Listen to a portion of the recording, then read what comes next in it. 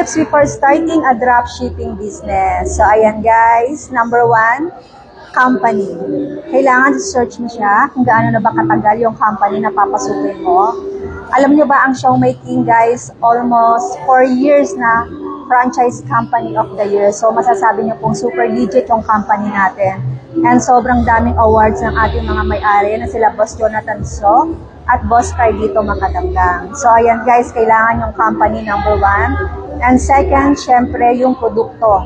Ano ba yung produkto ng isang company? Meron ba itong pagkain? May health and wellness ba to? At may delivery service pa. 3-in-1 na yan guys ha. Kaya sobrang ganda kasi kumpleto na siya na makikita ng isang tao sa isang company. Then third, may online platform ba to? So digital. Yes, kaya nga meron tayong dropshipping business kasi may sistema tayong susundan dito.